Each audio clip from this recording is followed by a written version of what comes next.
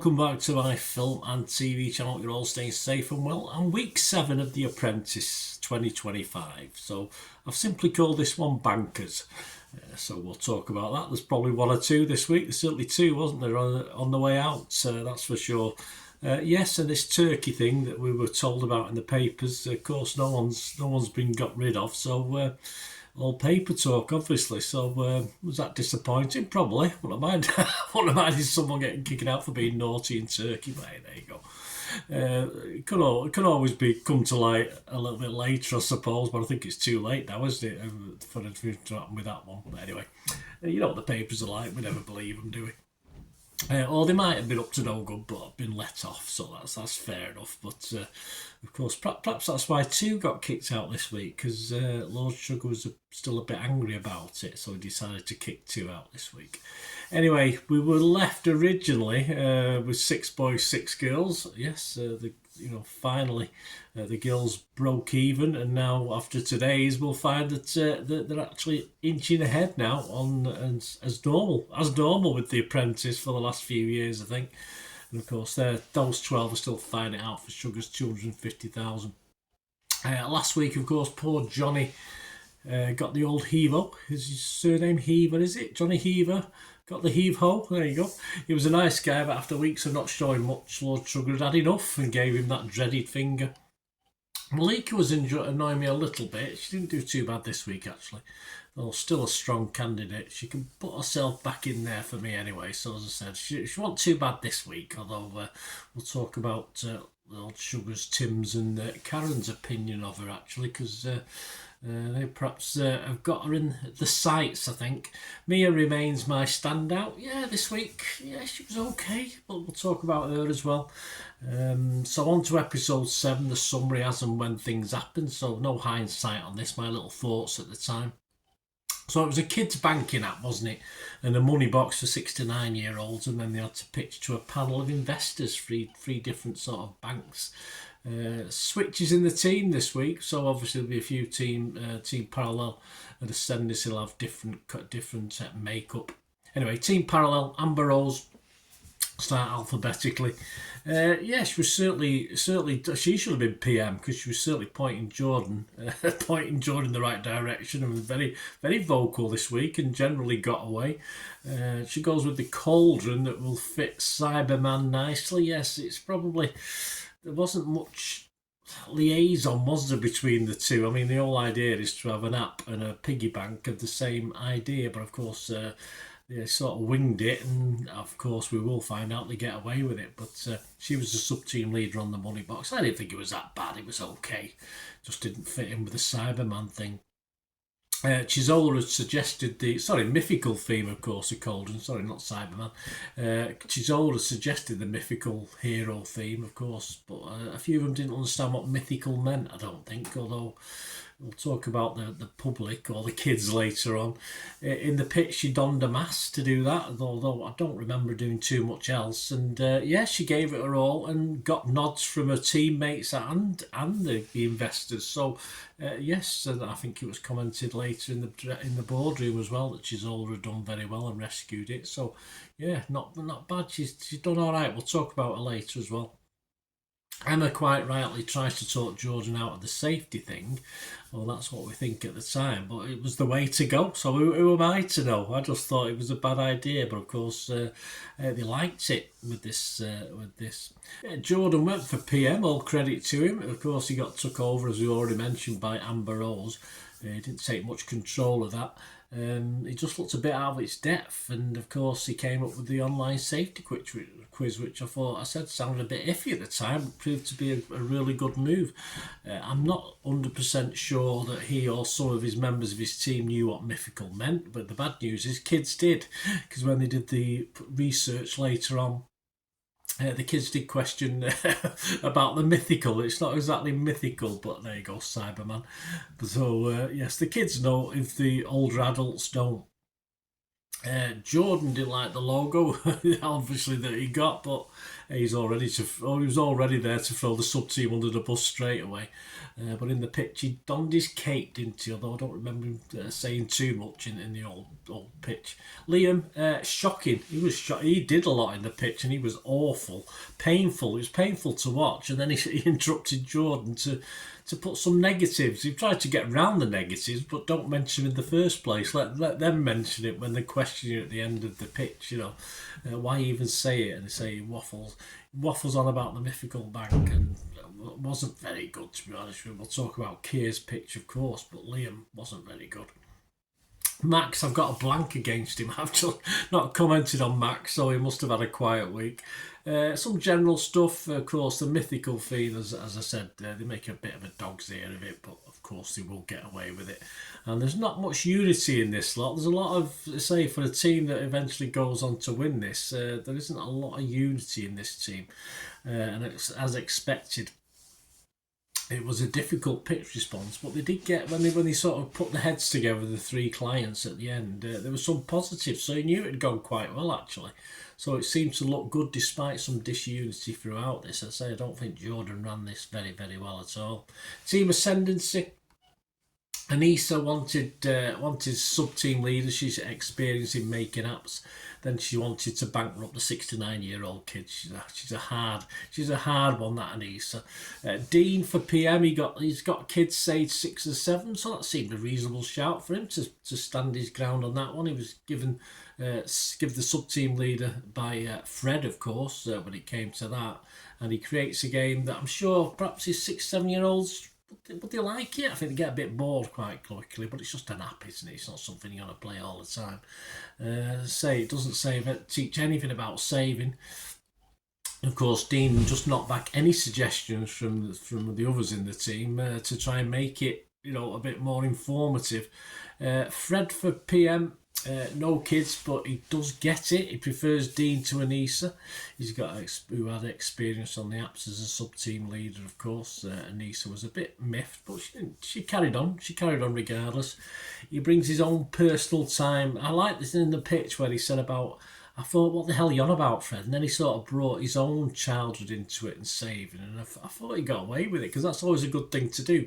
Relate something to your own experiences. So I thought he did all right on that, actually. I thought Fred recovered reasonably well. Although, as I said, I don't think he was the greatest PM again. Keir wants to do the pictures. He's very good at it, apparently. It wasn't too bad on the pitch. It was just the answering the criticism. It became a little bit cringeworthy for me. Malika does push the point about the game needing to actually give some relevant information, though Dean, as we've said before, isn't very responsive to any criticism on his app. He likes it and they're going with it. Mia was the one who fancied the dog theme in the first place. Okay. I'm trying to think how the dog and banks sort of linked in. Obviously you don't see dogs on the banking apps all the time, but I can understand for the game element. And of course, the design for the piggy bank, not really for 69-year-olds, was it? And interesting, wasn't it? No one picked up on it, but the strong savers collar, if you like, had a SS on the tag.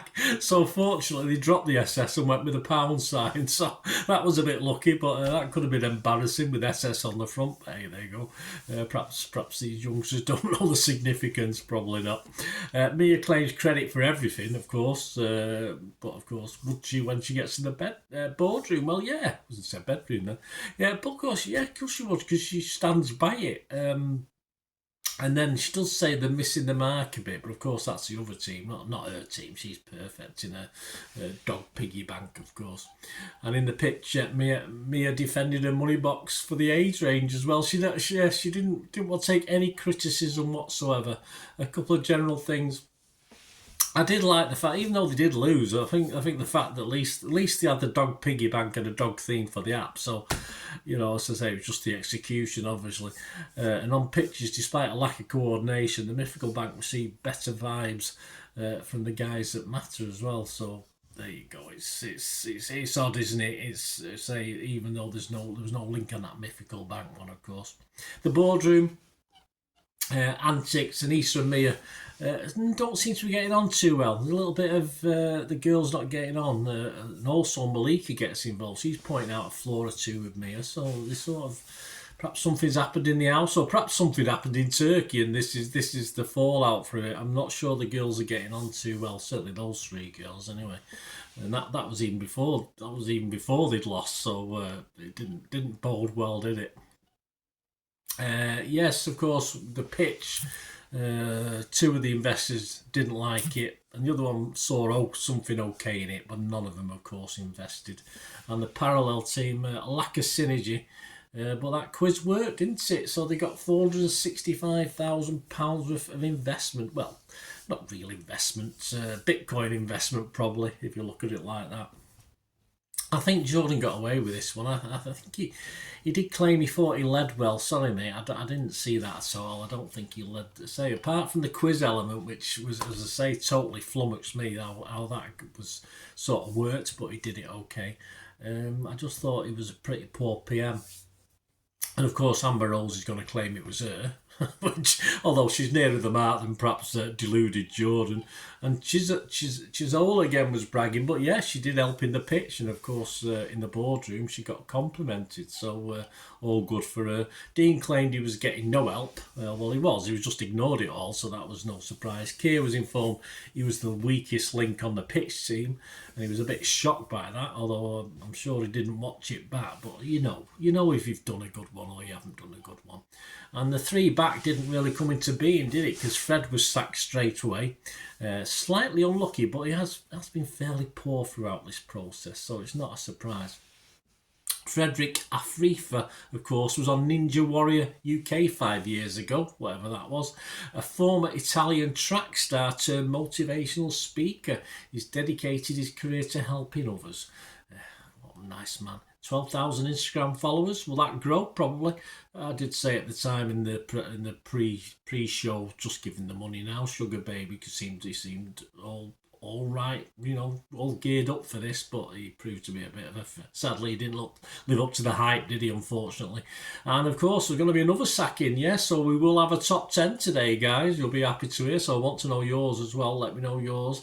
And of course, Dean and Malika were the ones who were being brought back. But of course, Keir was dragged into it, who Fred didn't even want to bring back. And that poor Keir, he's fired. As simple as that. Keir Shave, that's his name, that's an unusual name. He set up a telemarketing business in just 3 days. I don't know what took him so long. He's developed an online tool to help sales staff. And it's a chat bot for sellers. There you go. He said he wasn't looking forward to sharing a house with strangers. So I did advise him to just send the bot in instead, but of course he didn't. But there you go. He was on his way. So that means, of course, with 10 left, we've got 6 girls and 4 boys now. It's took a while, but the girls are now come up to the top. The creams rose to the top as far as the girls are concerned. So to summarise the week of those left, Amber Rose was more her old self this week, very mouthy, very confident. And Issa tried to boss things again, but not as much luck getting away this week. Chisola, of course, saved the pitch, so very confident, earned the credit back that she actually lost last week, if you remember last week. Dean dominated in making the app, though not in a good way. He somehow managed to find 2 that were worse than him this week, so I was not overly impressed, despite him being a bit more active than normal. Emma had another quietish week. Frederick, yeah, of course he went, so I'm not worried about that. Jordan is feeling very powerful now. He thinks he's God's gift, but I thought it was a poor PM. Say, apart from the quiz element, which worked, I just thought he was shocking the way he organised the team.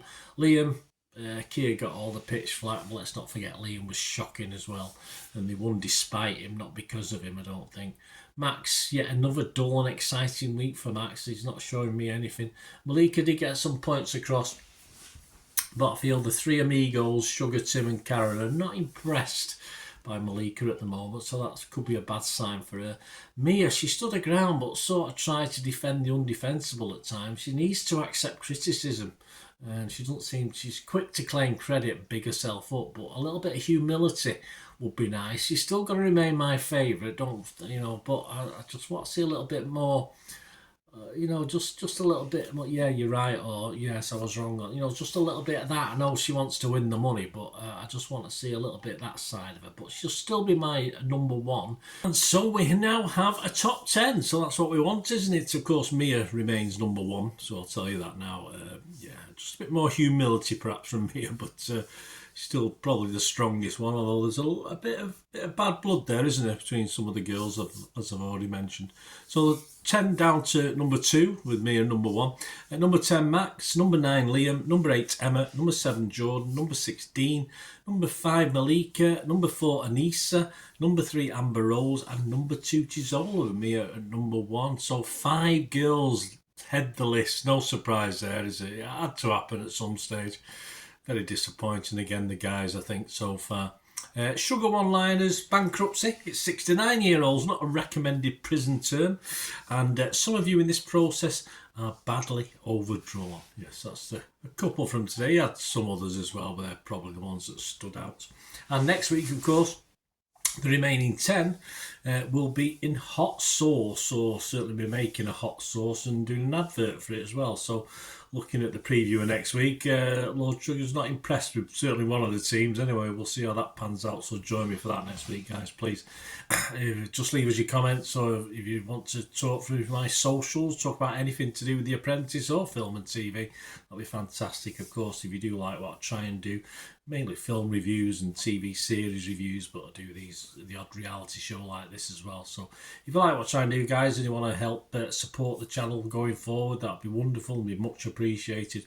And all I ever ask is you keep watching and listening. Ways to help me out, guys, if you watch the ads, if the ads on this YouTube ads, that helps in a very little way, but it all helps. It all, you know, watch the pennies and pounds look after themselves, they say, don't they? Or the pennies or the 10p's look after themselves. But if you watch the ads or follow the links on the ads as well, that's always a nice way to support the channel. If you sort of hang on for it, I've done that. I watched other people's and followed the ads, something I fancied, which does happen from time to time. Of course, you can support me by pushing that subscribe button as mentioned earlier, and that of course pressing the button so you know when these vlogs are coming out. And of course I'm always interested in your opinions, and of course you can give us a like, that'd be wonderful as well. So thanks for watching, guys. Hopefully I'll join you very, very soon with something else. Until we meet again, I'll never ask one thing, don't I? Please stay safe, everyone. Bye for now.